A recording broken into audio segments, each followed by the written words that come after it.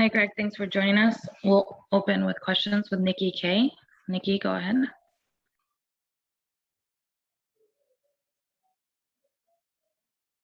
Nikki's texting, so let's move on.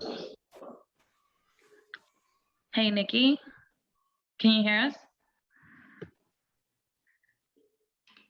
Coach, Sasha just told me something really interesting. He said that this team, when it makes mistakes, lets other teams punish them. Yet when you guys have the chance to punish opponents, you don't capitalize. So how do you find that punishing edge? Yeah, I think the first edge is to find not allowing opposition to punish us. I mean, the first goal, again, as I said, it's a long ball. We head it back into the middle of the field. Their player picks it up and puts it in the back of our net. We had the ball in the middle of the field. We need to head the ball to the outside so we don't put ourselves into a problematic situation. That's the first goal. The second ball, again, comes out in transition, again, because our attention to detail in the transition is still loose. We're not close enough to guys. We try to then react and get close to guys. Then we get played around and they get on the other side of us. The ball gets to Reynoso. Reynoso's left-footed. We let him cut back into his left foot. Good player, puts the ball in the back of the net, right? 2 mistakes, 2 goals. There's some other things and a couple things in the set defending that have to do with numbers that we don't sort out, but that doesn't kill us. That's just stuff we have to clean up. But mistakes kill us. We head the ball to them, they score. They punish us. We let a guy cut back to his left foot who has an incredible left foot, maybe the best in the league, and he buries it on us. And so those are 2 mistakes. Those are 2 goals. So you can talk about punishing the opposition. We talk about everything, but we're already playing down 2-0, and the opposition doesn't have to come out. They don't have to do anything other than protect their goal and protect their half of the field for the next 75 minutes. And the most difficult task in the game is to break down a team who can just sit and protect their goal and doesn't have to necessarily open themselves up. Having said that, we got into some good spots. We had some attacks that looked like they were about to be dangerous. We played a lot of the game in their half of the field. The final pass, the working in the box, the building the speed in the final action, the timing of everything, the speed of everything, and the execution of everything wasn't sharp enough for us to put balls into the back of the net against a team that, again, was now very compact and could play to defend their goal. Again, having said that, there was some good ball circulation and we got into some good spots. Nothing turned into the net. And with that much possession, you're probably going to give some counterattack moments here or there. But again, it's, as I said to you, how we defend in the transition and the counter, it was problematic at times tonight just because guys rest in bad areas instead of going and getting tight to players and making sure that when the ball comes out, there are 2 options, really. You're either tight enough to recover the ball, right? Or to keep the player facing backwards, I'll give you 3 and force the game away, or you foul and the game ends and everybody gets behind the ball and it's done. We don't foul. We show up late.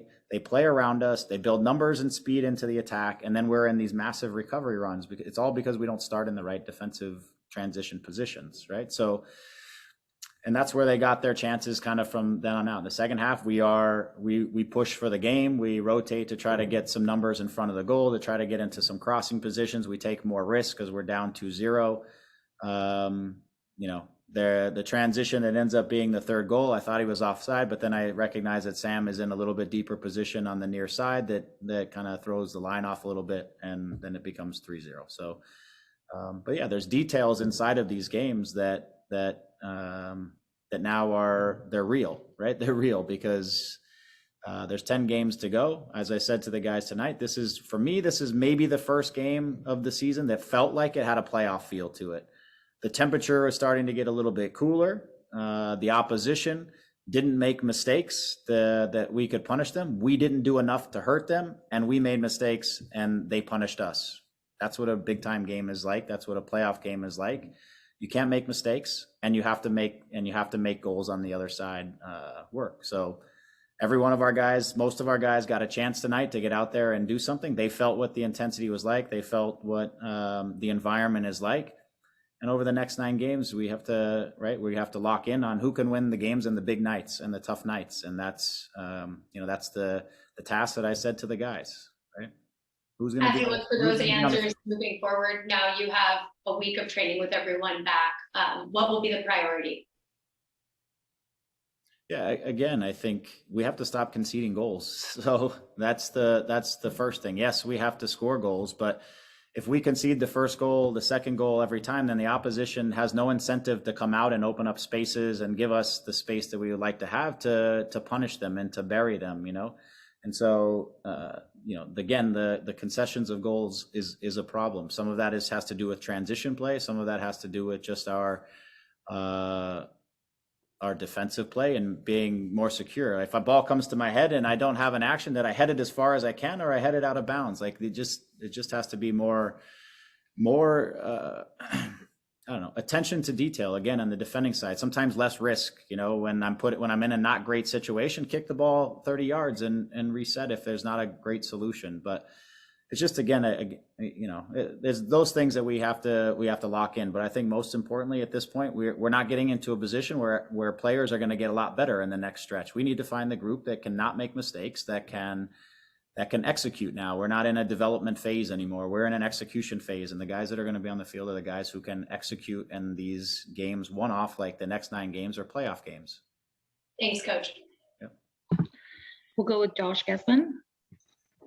Hey, Greg, thanks for talking to us. 0-3-3 in the last 6. A lot of success maybe earlier in the season and now struggling through these last ones. Are we seeing a regression in the Galaxy? Are we seeing other teams get better? Where do you sort of let that fall over the last, 10 games or so? Yeah. Well, I think we're getting punished for our mistakes. I think, again, I still think that there are a handful of teams in the Western Conference, I'd say 4 probably that come to the top of my head, that I think are very experienced senior teams that they make you beat them and they don't beat themselves. And I would put Minnesota in that group, Seattle in that group, right? Colorado has proven to be in that group. These teams don't beat themselves. You have to beat them. And if you make mistakes, then you're on the wrong side of the game quickly, right? And these are the teams that we're trying to, I'm sure, Kansas City, I put them in that group. Sorry, I didn't put them there. But I put those group of teams as mature teams that just don't make mistakes. And our group over the course of the season is we make too many mistakes, which makes us very vulnerable, right? And in games in the past, we've been able to get the first goal, which maybe allows us at times to build a little momentum and things. And this last stretch, I don't know when we really got the first goal and held on to it for any period of time that the opposition had to expose themselves a little bit. We're conceding the first goal too often, right? And then those teams are just locking it down on us and making it difficult for us to score. So that's one of the issues. Second is, now that we got everybody back, we've got to get some timing, some continuity, some flow, some rhythm back into our game. The speed at which we attack, the timing at which things are happening, all this stuff needs to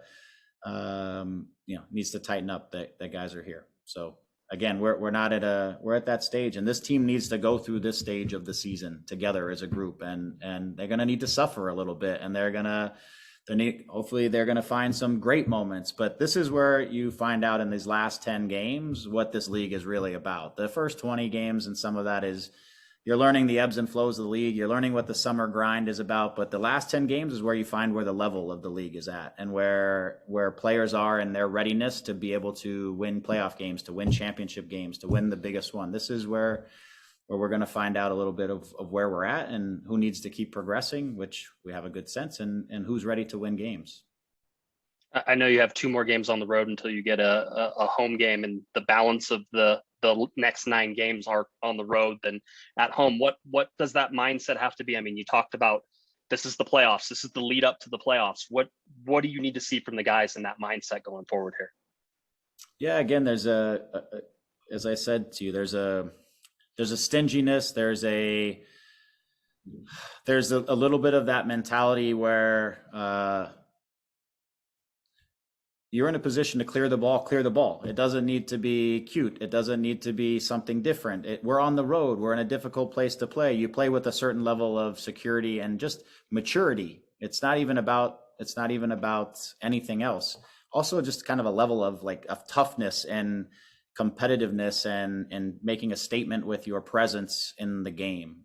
Some of that, again, that's playing on the road in the stretch and down this stretch when teams are every team is playing for something now. The standings are pretty clear. You're either playing to get yourself into the playoffs, you're playing to position yourself in the playoffs, or you're playing to set yourself up to try to win a championship, and you're trying to find your level right now. And so every game feels a lot different than it did for the first 20 or so, because now the standings are starting to be clear. There's only so many games left. We play against each other in our conference so much. So there's really only so many points that actually impact the standings right now. And so again, everything matters, and we have to eliminate mistakes. And some of the eliminating mistakes is just by sheer security sometimes, right? But again, it's attention to detail. It's part of the growth of this group that needs to happen.